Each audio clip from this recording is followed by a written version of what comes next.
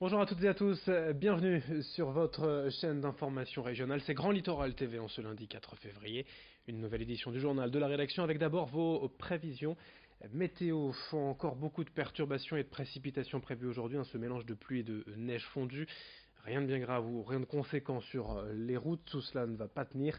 C'est surtout de la pluie, de toute façon, qu'on en aura sur le littoral aujourd'hui et un temps frais. De nouveau, 2 degrés pour les températures maximales à Saint-Omer, 3 à Dunkerque, 4 à Calais et à Boulogne. Les prévisions météo complètes après ce journal. À la une de l'actualité sur le littoral, bien évidemment l'événement en sport hier dans la région, la 44e édition de l'Enduropal du Touquet sous le soleil avec 1217 participants au départ. C'est un Anglais qui s'est imposé, c'est une première d'ailleurs, le Britannique Nathan Watson sur KTM. Le jeune Anglais de 24 ans a devancé le Belge Damon Martens, vainqueur en 2017, et le Français Richard Fura. Durant 3 heures, la course a été indécise jusqu'au bout, pleine de rebondissements. Après le all shot réalisé par Camille Chapelière, plusieurs leaders se sont succédés dans la dernière heure. Watson était aux prises avec Milko Potisek, vainqueur l'an dernier. Sur un coup de poker, en ne remettant pas d'essence au dernier ravitaillement, l'Anglais a fait la différence. Il devient, si je vous le disais, le premier Britannique à remporter l'Enduropal.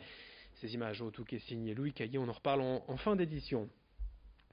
Dans ce journal, on parle encore de moteur d'ailleurs avec une information en régional. Le financement des boîtiers bioéthanol pour les véhicules essence. Mi-décembre, le conseil régional avait validé la mesure. Elle est désormais en place.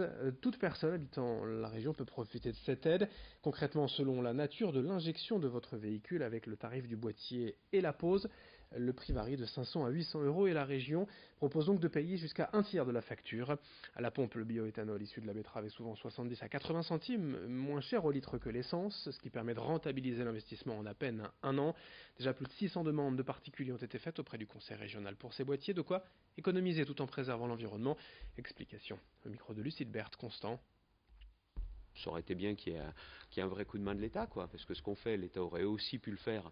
Ça aurait pu encourager la filière, améliorer le pouvoir d'achat, améliorer l'environnement, parce qu'il y a aussi un point où là, je ne suis pas le champion du monde de ces questions techniques, mais quand même, les émissions, les rejets, ça n'a rien à voir.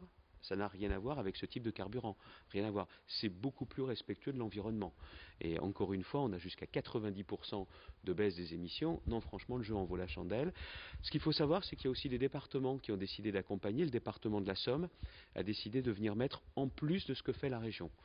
Donc si tout le monde s'y met, c'est toujours la même logique. Vous savez quoi? Ça fait du bien pour les gens. On parle encore de mobilité dans ce journal, mobilité urbaine, cette fois et à Dunkerque, après la gratuité des bus et des Rosalie pour emmener les enfants à l'école à Malo-les-Bains. L'agglomération continue d'encourager les transports doux et alternatifs en installant des parcs à vélos sécurisés. L'un des tout premiers vient d'ailleurs d'être mis en place en plein centre-ville, juste en face de la gare. D'autres devraient voir le jour d'ici les prochaines semaines à d'autres endroits stratégiques. Aujourd'hui, la CUD estime qu'à peine 1% des déplacements se font à vélo autour de Dunkerque. Or, le secteur est quand même bien plat et plutôt facile pour circuler. Ce service de parc est gratuit, il suffit de s'inscrire pour en profiter. Cela permet tout simplement de mettre à l'abri, en sécurité, son vélo. Explication avec Patrice Vergrit, président de la communauté urbaine et maire de Dunkerque, au micro de Morgan Rélan sur un montage de Louis Caillé. C'est le premier d'une petite série. Nous en aurons bientôt sur la place Paul Haussmann, juste à côté de la piscine, notamment pour desservir le pôle d'échange autour de la plage, Malo-Plage. On aura un parking vélo sécurisé au Puy-Touques, on aura un parking vélo sécurisé près de la gare de Gravelines d'une quinzaine de places, on aura un parking à vélo sécurisé au pôle d'échange du Fort des Dunes à Lefrancouc, et puis un peu plus tard sans doute également à côté de la future bibliothèque de Dunkerque sur la place de Gaulle à côté du théâtre, ce qui permettra aussi de développer ces stationnements pour les vélos sécurisés. Et je pense que ce ne seront pas les derniers de la liste, ça c'est uniquement pour l'année 2019. Autre actualité sur un plan plus régional et national, même en ce 4 février, c'est aujourd'hui la journée mondiale de lutte contre le cancer et au risque de se répéter malheureusement. La région est toujours la plus touchée de France par la maladie, surtout les départements du Nord et du Pas-de-Calais, avec près de 8% des cas en France. 32 000 personnes ont été déclarées atteintes d'un cancer dans les Hauts-de-France et près de 15 000 en sont décédées. Parmi les causes les plus souvent avancées pour expliquer ce phénomène dans la région, il y a notamment la surconsommation d'alcool et de tabac, mais aussi l'obésité ou encore une faible propension à consulter et à se faire dépister. À ce propos, on écoute un médecin oncologue, Christophe Dessau, au micro de Lucille Berthe-Constant. Il y a une autre inégalité qui est qu'à même incidence, c'est-à-dire que sans avoir plus de cas de cancer dans certaines localisations, on s'aperçoit que les gens peuvent être pris en charge plus tardivement ou en tout cas avoir un pronostic qui soit moins favorable. On peut toujours s'interroger sur l'accès aux soins, sur la disponibilité du système de soins dans la région. C'est une question qui peut être légitime, soit, mais une première piste, c'est potentiellement un défaut d'anticipation. C'est-à-dire que c'est aussi une très nette sous-participation au système de dépistage. C'est le rôle de chacun. C'est-à-dire que si on commence à se dire, bah oui, c'est la pollution, c'est les autres, là c'est raté. Mais si chacun individuellement et système de soins compris, pouvait se re-questionner, de se dire mais comment je m'articule dans ce système de dépistage? C'est un vrai chantier.